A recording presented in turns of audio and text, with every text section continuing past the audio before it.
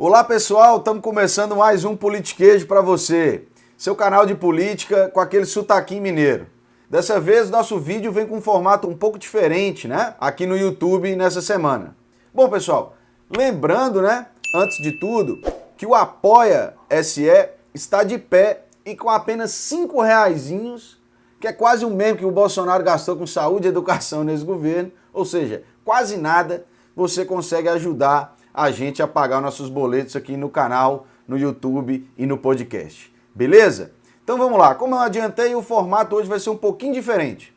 É que nessa semana, o maior produtor de memes do Brasil, né? O nosso presidente da República, Jair Bolsonaro, ele teve a manha, velho. Ele zerou a vergonha alheia mundial, quiçá galáctica, indo à ONU e falando barbaridades. Gente, o cara praticamente falou... I love you, Trump. Quase que ele falou isso. Ficamos tão chocados, afinal de contas, né? O fundo do poço do Brasil tá chegando até o magma do centro da Terra já, filho. O negócio tá horrível. Então, nós ficamos tão impressionados que nós convocamos uma roda de conversa com nossos companheiros aqui da equipe do Politiquejo para ver alguns recortes da fala do Bolsonaro. Então, antes de mais nada, vamos nos apresentar, né? Para começar essa sessão de cinema pesada, trash, né? Eu que vos falo, João Gabriel Prates, advogado aqui de Teófilo Otoni, no interior de Minas Gerais. Fala pessoal, eu sou Luara, aqui de Belo Horizonte. Olá pessoal, novidade aqui, José Santiago de BH, professor universitário e advogado também para comentar esses absurdos da semana. Legal demais. Estamos recebendo a presença do Zé aí, professor da PUC Minas, advogado, militante, combatente. Legal demais. Vamos lá. Só para introduzir, nós vamos relembrar aqui um pouquinho do que o programa 15 do Politiquejo, clica aí na tela, procura aqui no SoundCloud, quando nós falamos sobre as escorregadas diplomáticas, né, que o governo Bolsonaro tem dado. É importante lembrar que o Brasil foi o primeiro país a aderir à ONU, e também é um dos estados fundadores da organização.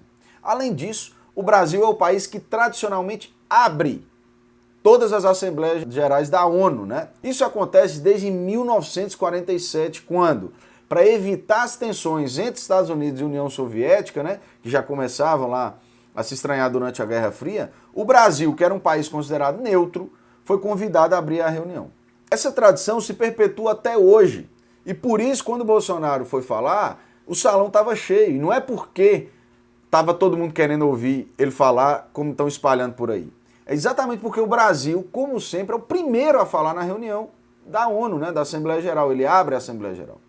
Então, muita gente que estava no salão para outras reuniões, etc., e não necessariamente para ouvir o Bolsonaro.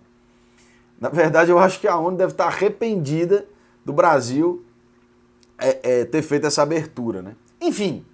Vamos começar conversando sobre alguns trechinhos, sobre algumas pérolas que o presidente falou.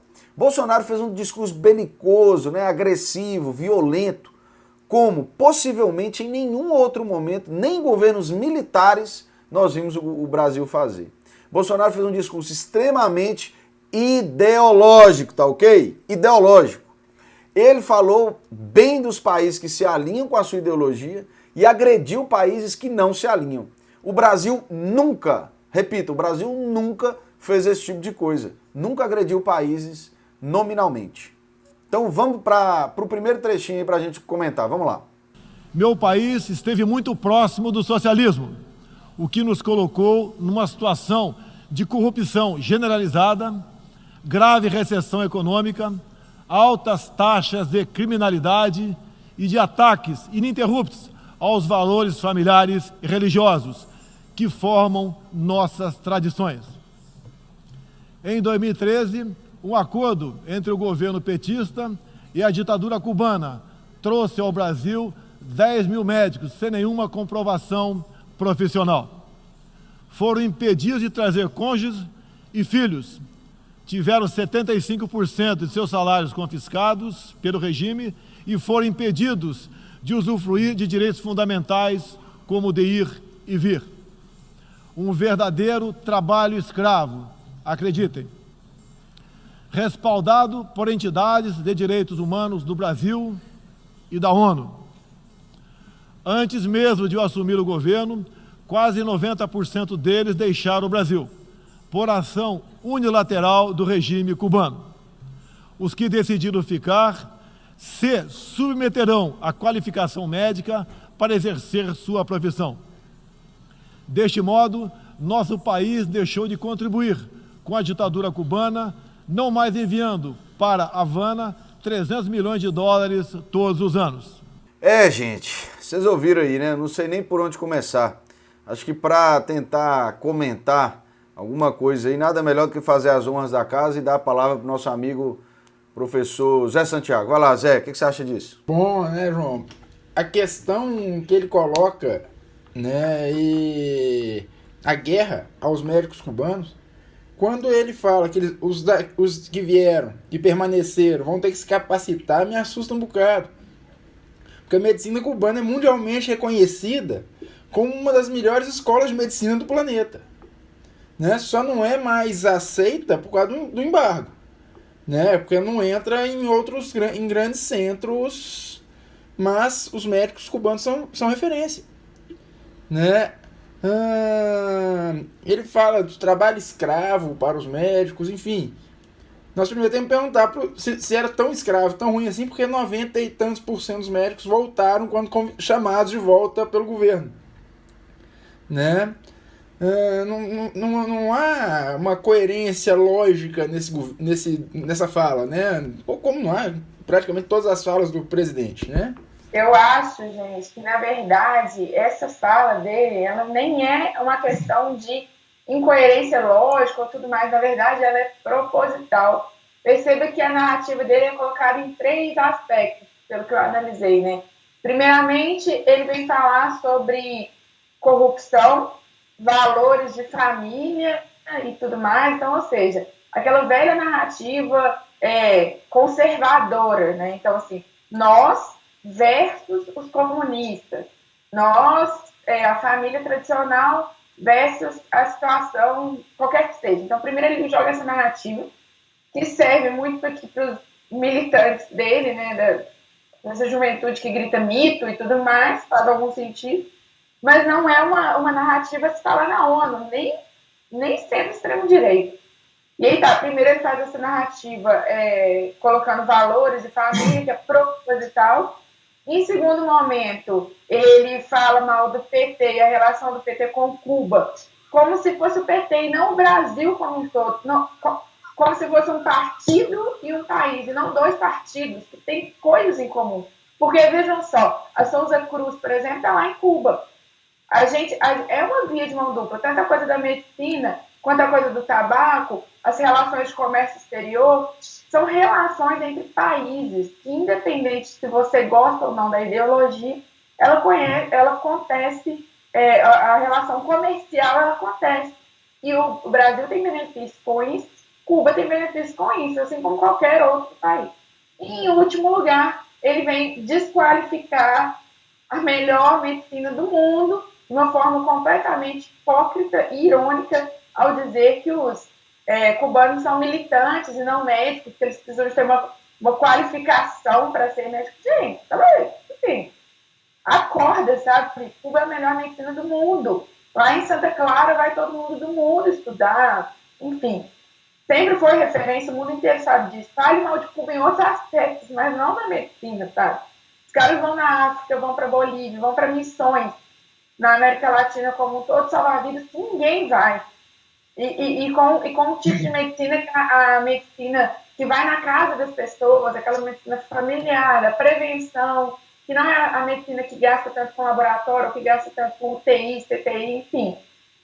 Não tem nem o que dizer assim, sobre esse combo do Bolsonaro, sabe? É aquele tiozão de domingo que todo mundo baixa a cabeça e fala, não, vou dar o desconto.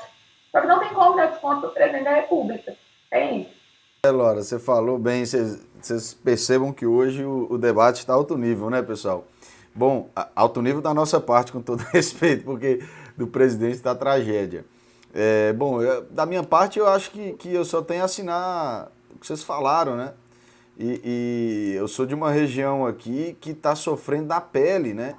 As pessoas que são historicamente, né, prejudicadas por ações ou na verdade, por indiferenças governamentais e agora por ações governamentais, né? As pessoas de sempre continuam a sofrer, né? São as pessoas pobres, da zona rural, da periferia, que perderam esse auxílio, essa assistência médica. E todo dia, eu falo sem exagero, todo dia eu vejo anúncio de vaga de emprego para médico em cidades aqui da região e ninguém quer ir. Os médicos não vão porque há a vaga, porque os médicos cubanos foram embora, entendeu? Então, realmente ele já começou mal, abriu com chave de, vamos dizer, né, de alumínio, né, para não falar outra palavra aqui no nosso podcast, no nosso vídeo do YouTube. Mas ele abriu muito mal porque ele ataca, né? Nós vamos voltar num aspecto parecido com esse, mas essa ideia de criar inimigos imaginários, né? Para sempre reforçar uma luta, uma guerra que na verdade não existe, é só um projeto de poder. Bom, muito bem. Então vamos seguir agora para ver e ouvir mais um trechinho absolutamente bizarro quando ele fala da Amazônia dentro da ONU, tá, pessoal? Ele foi falar da Amazônia. Solta aí. O Brasil é um dos países mais ricos em biodiversidade e riquezas minerais. Nossa Amazônia é maior que toda a Europa Ocidental e permanece praticamente intocada. Prova de que somos um dos países que mais protege o meio ambiente. Nessa época do ano, o clima seco e os ventos favorecem queimadas espontâneas e também as criminosas. Vale ressaltar que existem queimadas praticadas por índios e populações locais, como parte de sua respectiva cultura e forma de sobrevivência. Problemas qualquer país os tem. Contudo, os ataques sensacionalistas que sofremos por grande parte da mídia internacional, devido aos focos de incêndio na Amazônia, despertaram nosso sentimento patriótico. Bom, mais uma vez, a Luara lembrou bem na fala anterior dela, ele cria o inimigo, né? Olha, não sou eu que estou fazendo isso, não sou eu que estou queimando ou estimulando a queimada, não sou eu que incentivo o agronegócio a fazer, mas é meu inimigo. Ele cria ali o índio que queima, é sempre o outro, né? E essa fala do Bolsonaro, ele, desde a eleição, ele tem um público certo e que é unido não por pontos comuns de afinidade, mas por ódio. Ele tem o público dele junto por inimigos comuns e não por alguma questão pontual, né? Tanto que nós se vê no próprio partido dele uma incoerência de argumentação enorme, né? Eles brigam entre eles, né? E se a gente para pensar, ele é sempre o outro, ele sempre nomeia o outro. Isso é típico de governos autoritários, típico de governos fascistas, né? Cria o inimigo e vai buscar combater esse inimigo como forma de se manter no poder, né? Isso me chama muita atenção nessa fala dele, né? Pensar que índio está botando fogo na Amazônia, né? É um negócio um tanto irracional. É isso, Zé. E assim, ele subestima as pessoas que estão ali, né? Inúmeros estudos comprovam assim, quais são as ações de desmatamento. Aí primeiro ele diz, não, a Amazônia é praticamente intocada. Todo mundo sabe que não, sabe? Tipo assim, todo mundo do mundo tem alguma ONG, algum hospício, alguma coisa que faz levantamentos reais sobre a questão, até porque a questão da Amazônia impacta os outros países. Então eles têm dados verdadeiro sobre a situação. Quando eu estive lá no Chile, naquele debate que a gente até vinculou aqui, eu participei de uma rede internacional que falava sobre os impactos climáticos, tanto das privatizações e tudo mais, mundo afora, e a situação do planeta como um todo. todos os países fazem levantamentos reais para saber o que são as condições de mineração, o que são as condições do latifúndio, dessa exploração que é do capitalismo, mas é um levantamento real, então você não pode, enquanto chefe de Estado, burlar todos esses estudos e tirar da sua cabeça uma justificativa que não tem fundamento nenhum, que inclusive é até uma falta de respeito tanto com os órgãos do próprio país que fazem levantamentos sérios, né? Então aí os órgãos de pesquisa, os ministérios que fazem esses levantamentos corretos e a própria justiça, porque a partir do momento que você diz que foram os índios, os indígenas, né? Ele até usa o termo errado, você não dá, inclusive, a esse povo, a essas pessoas, o direito de defesa. Você não pode imputar ao outro uma coisa que você acha, que você inventa, sabe? E aí, vai começar uma guerra contra os índios a partir de agora. Qual que é a nossa responsabilidade em cima disso, né? Então, é um cara que simplesmente burla ou, por querer, deixa para lá qualquer levantamento sério dos órgãos do próprio país para dizer as causas do desmatamento, do fogo e, enfim, da Amazônia, para justificar os outros países que existe um inimigo interno, né? E esse inimigo interno é quem? A minoria da minoria. São os indígenas que já têm aí seus direitos caçados há tanto tempo. Assim. É o que o Zé falou, um regime autoritário. Isso aí é da época de ditadura mesmo, esse tipo de narrativa. Completamente perigoso e não cabe num discurso da ONU de jeito nenhum. Pois é, Luara, eu vi aqui que, na verdade, essa estratégia é muito antiga mesmo, né? E infelizmente está ganhando corpo no mundo, apesar das recentes baixas, mas é criar esse inimigo mesmo, né? Ou é o socialismo, ou é o comunismo, ou é o imigrante, ou é o índio, né? Os indígenas, os negros, etc, etc. A história é muito farta, infelizmente, né? Desses exemplos históricos de criação de inimigos, né?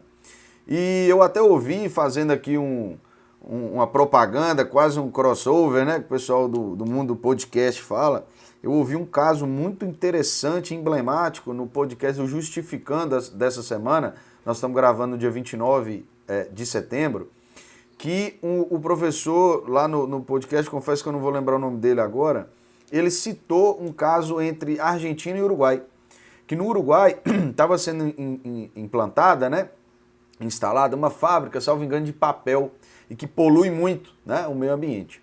E aí o governo uruguaio não disponibilizava propriamente, porque nós estamos falando de um país pequeno, né, e de uma relação fronteiriça muito intensa. Então, acho que a fábrica não disponibilizou propriamente qual ia ser o grau de impacto. O Ministério da Defesa argentino, olha só, o Ministério argentino chegou a ameaçar o governo uruguaio, dizendo, olha, se vocês não pararem com a poluição, eu vou ir atacar e explodir a fábrica, acabar com a fábrica. Ou seja, em razão de um conflito ambiental, poderia deflagrar uma guerra aqui no Cone Sul, aqui do nosso lado. Então, é muito grave, né? A questão ambiental pode, inclusive, remarcar as fronteiras no mundo, né? Porque a gente sabe que os cataclismos ambientais não respeitam as fronteiras políticas, as fronteiras geográficas, é óbvio, né? Chernobyl está aí para provar isso e demais. Nós estamos agora, né, na costa do Nordeste, lá com aquele monte de óleo lá derramado, enfim, nós estamos aí vendo que um discurso desse não pode ser feito. Um discurso desse influencia pessoas, né? Um discurso desse, as palavras têm poder, né? Você não pode achar que um discurso desse é por acaso, deixa pra lá, é bobagem o que ele está dizendo, não, né? É muito grave isso que ele fala e ele sinaliza, ele dá sinal verde para coisas muito ruins. Bom, passando aí da Amazônia, né, dessa tragédia, vamos ver mais um trechinho aí desse belíssimo discurso do nosso presidente. Solta aí. Há pouco, presidentes socialistas que me antecederam desviaram centenas de bilhões de dólares, comprando parte da mídia e parte do parlamento. Tudo por um projeto de poder absoluto. Foram julgados e punidos, graças ao patriotismo, perseverança e coragem de um juiz que é símbolo no meu país, o doutor Sérgio Moro, nosso atual ministro da Justiça e Segurança Pública.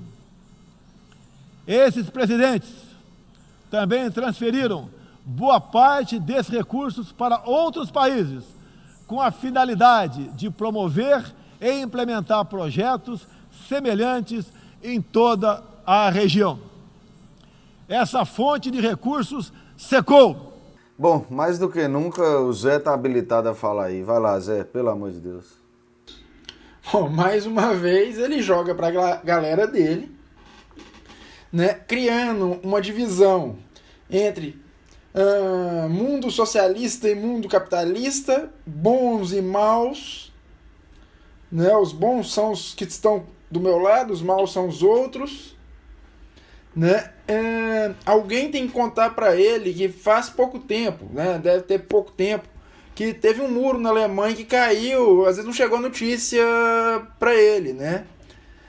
Tem pouco tempo, coisa de 1989 para cá, assim, né? Às vezes não chegou notícia, não teve como ler alguma coisa a respeito, né? Isso acabou, né? A gente tem que ter, né?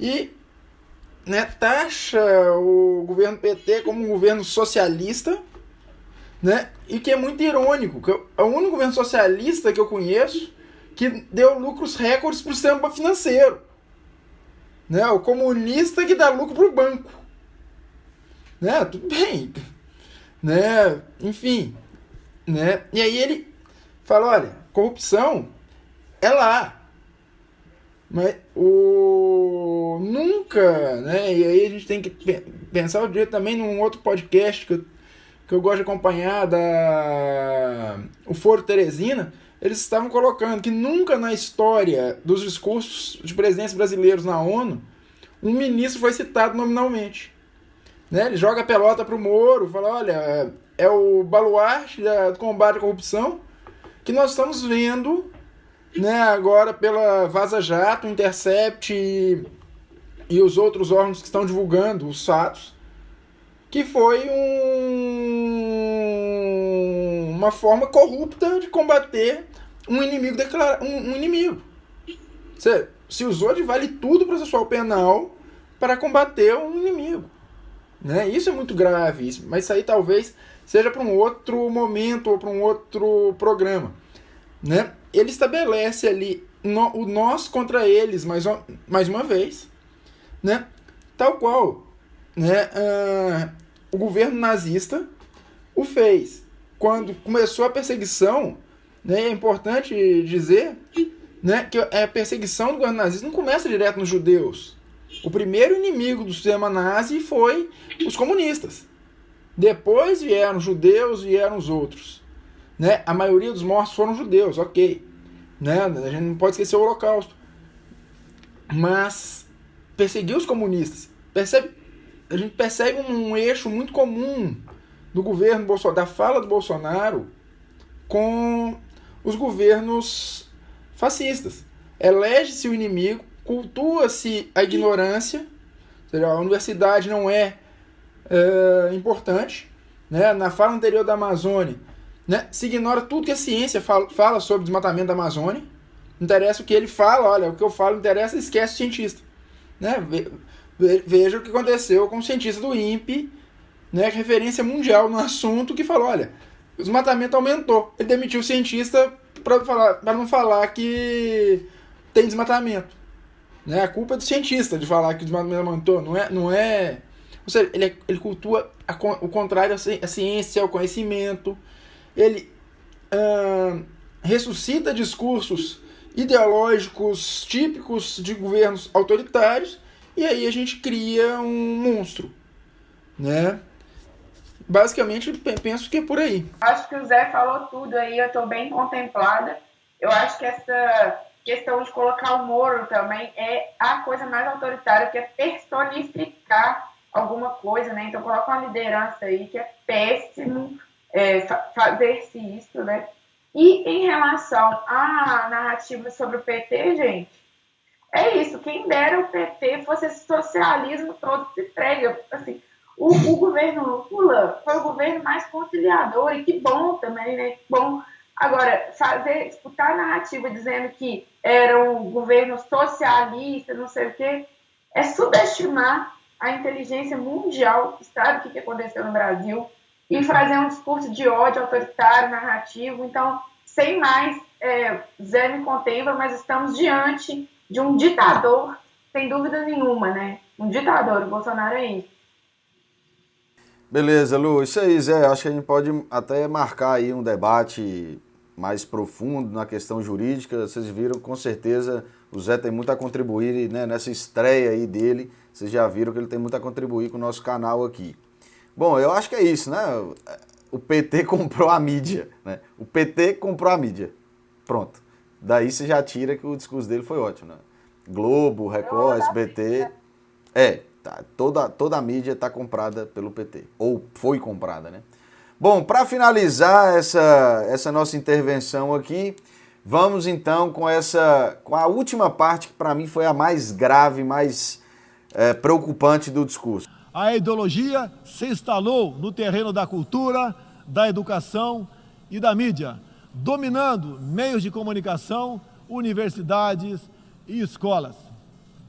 A ideologia invadiu nossos lares para investir contra a célula máter de qualquer sociedade saudável, a família.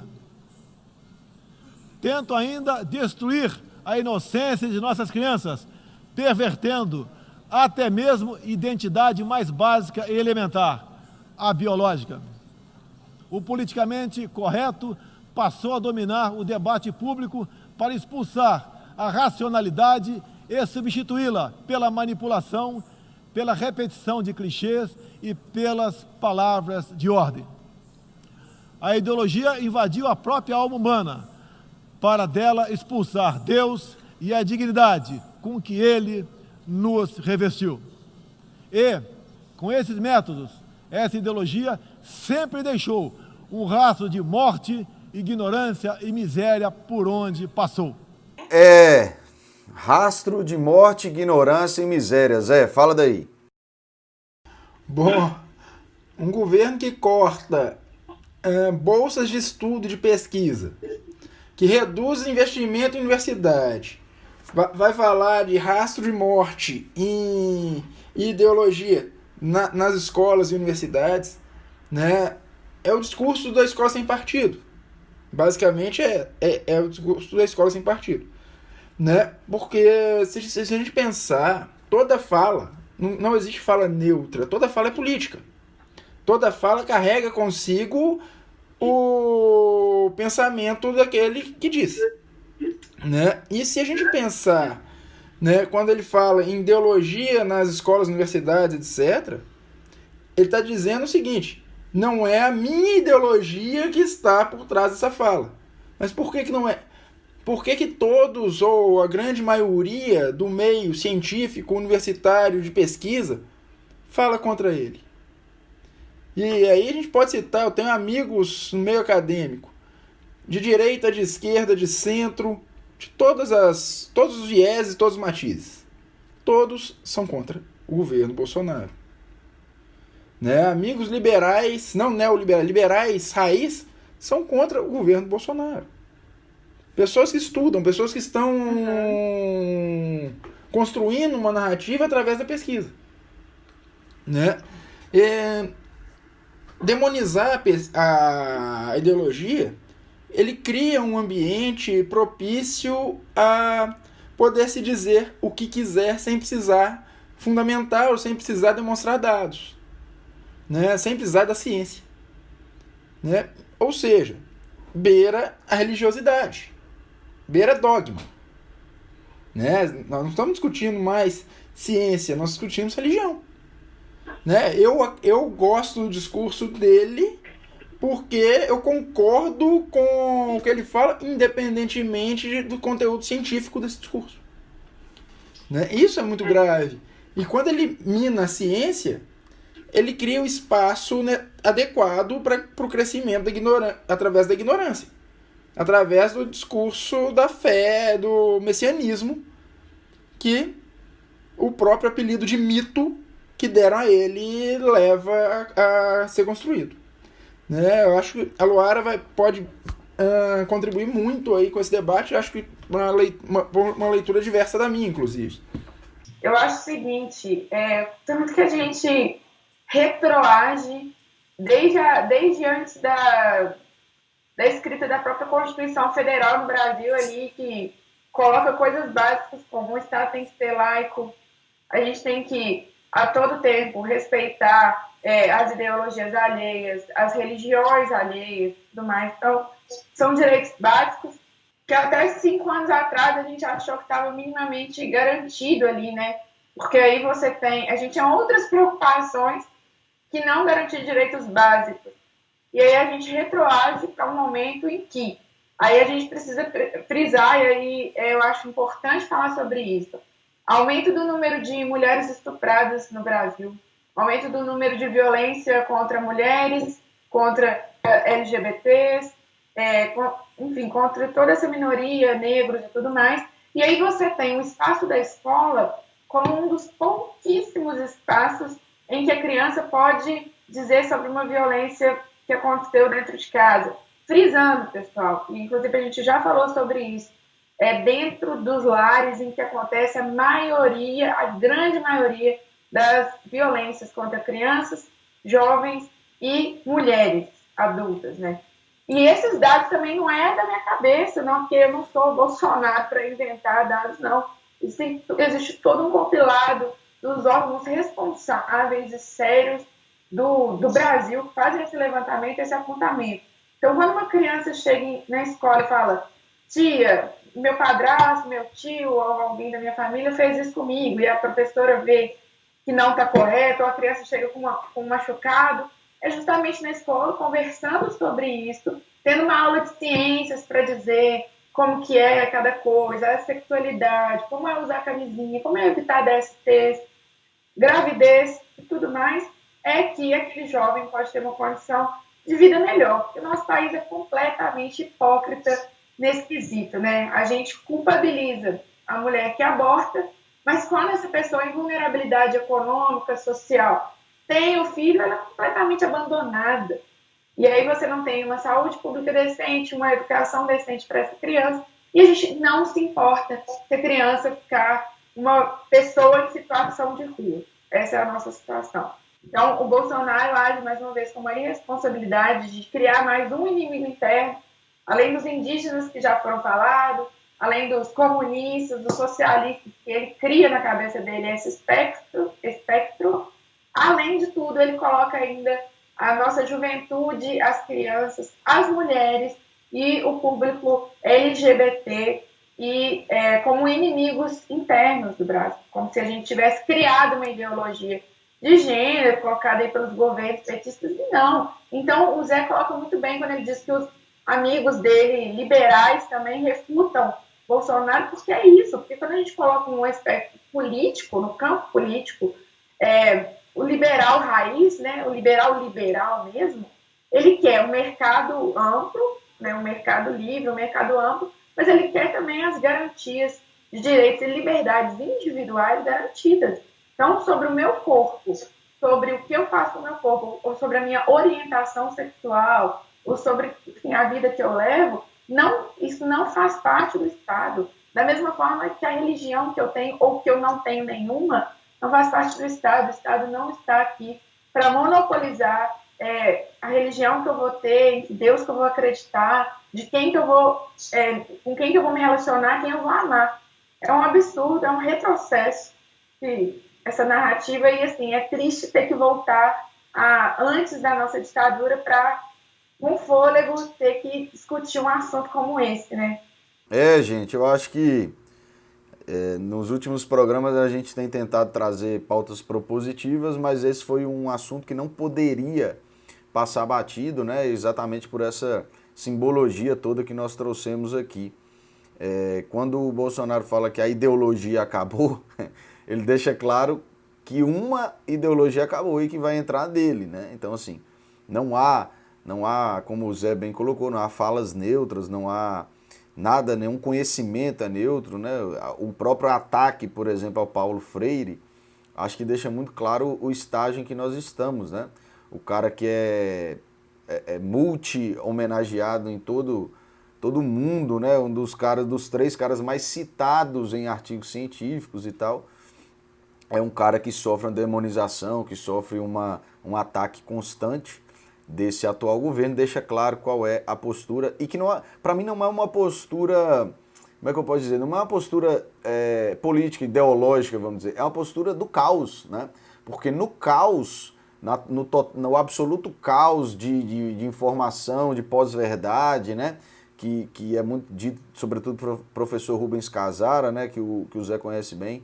Ele diz isso do Estado pós-democrático e tal. É caos total, né? Mad Max. Não há lei, não há Estado, não há instituições, não há verdade, não há números, não há dados, não há ciência, não há nada.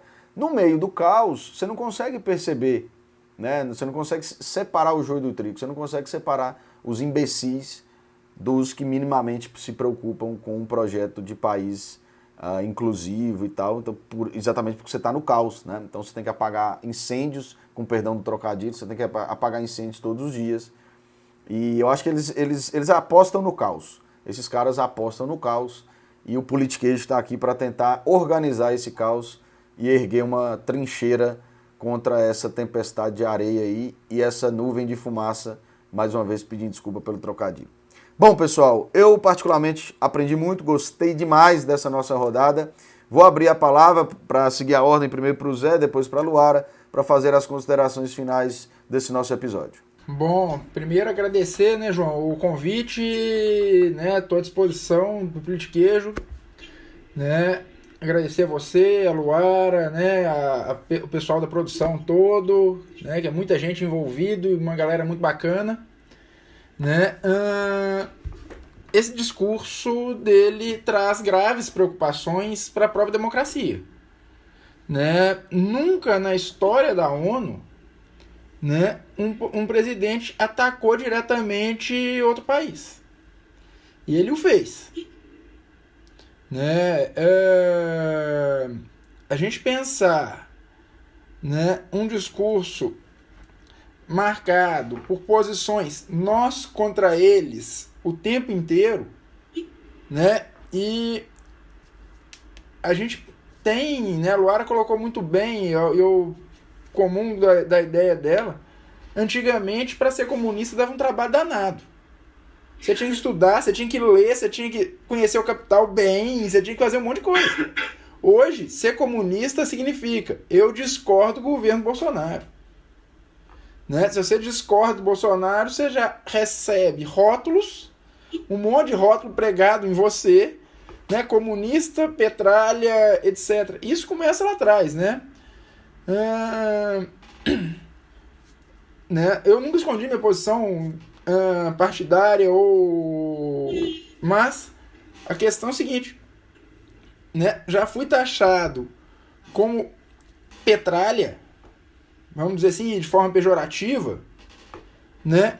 Simplesmente por ter defendido o devido processo legal na Lava Jato desde o início, sem falar de posições ideológicas, né? Isso fica muito... E quando eu falo em direito, eu estou falando em direito, eu não estou falando em PT ou qualquer partido.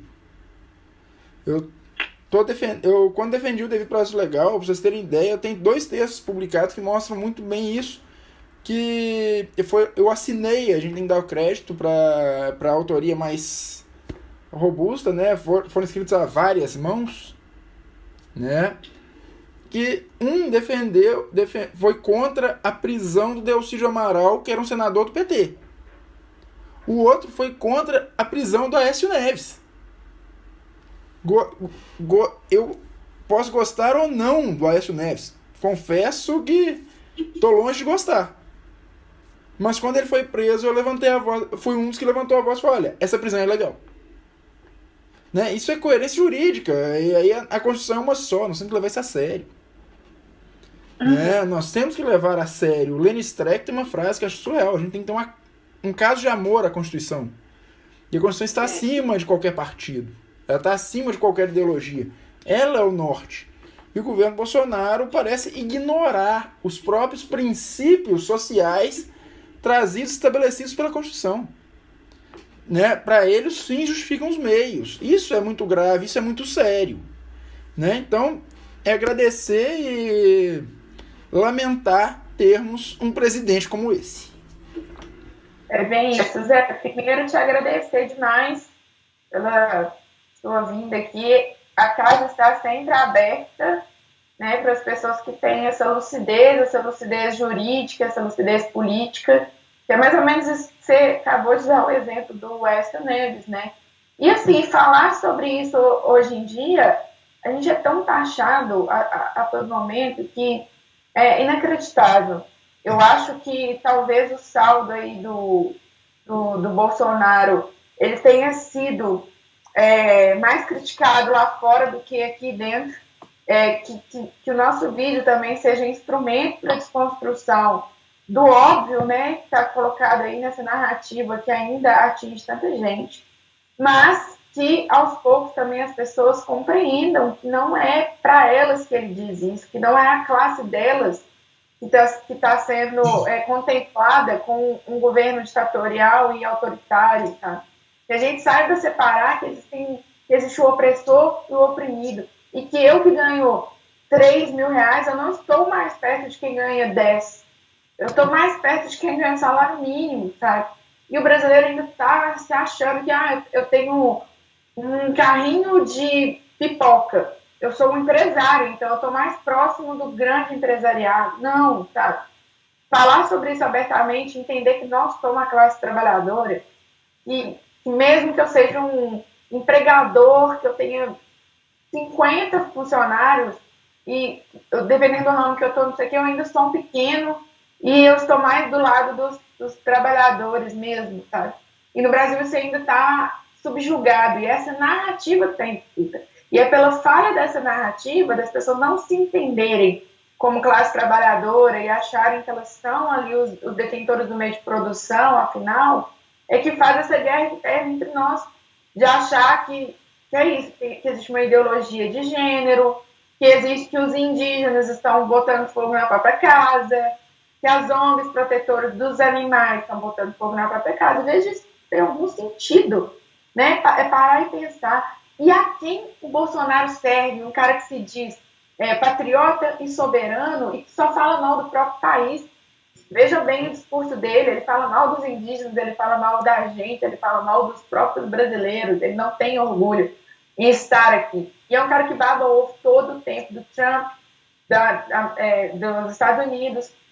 Então é um cara completamente entreguista que vem nesse projeto que é proposital de entrega do Brasil, entrega do pré-sal, entrega de várias coisas do Brasil, que rifa o Brasil para o imperialismo, e que não obstante a gente viveu aí um golpe com o impeachment da Dilma, a gente viveu outro golpe com a Lava Jato, a prisão arbitrária do Lula, e toda essa insegurança jurídica que abre precedentes inimagináveis à história do Brasil para uma sanha de poder de um grupo autoritário, que era o baixo clero que estava no poder até então. E só lembrando, antes de eu fechar, quando ele disse que o PT comprou o Congresso, ele estava no Congresso por todo esse tempo, gente. O Bolsonaro não caiu de paraquedas, o cara tem 50 anos que está compondo o parlamento nesse país. Qual era o lugar dele até então? O que ele fazia na época do governo Lula e Dilma? Entendeu? O cara que ele mete os pés pelas mãos com essa narrativa, porque então ele faz parte da possibilidade de um Congresso comprado. Então, que a gente elege a nossa narrativa para a gente entender historicamente esse momento histórico tão importante no nosso país. Valeu demais, Fica à vontade para sempre participar conosco e vamos também, inclusive, ler seus artigos aí, né, gente? A gente depois pode disponibilizar esse material para a gente alavancar nosso pensamento. Valeu também, João. Maravilha, Luara. Obrigado mais uma vez, Zé. É isso. Só posso dizer que a maré não está favorável, mas se a gente tiver todo mundo junto, acho que sempre juntos, né? Acho que dá para construir, dá para furar essa onda aí. Lembrando, né? Para quem eventualmente caiu aqui de paraquedas, primeira vez está nos ouvindo aí, nos assistindo, siga nossas redes, clica aí para se inscrever no sininho, né? Para ficar de olho nas notificações, o SoundCloud também. E lembra aí de ativar as notificações para ficar por dentro das nossas novidades. Beleza? Muito obrigado. Semana que vem tem mais. É isso. Valeu. Tchau, tchau.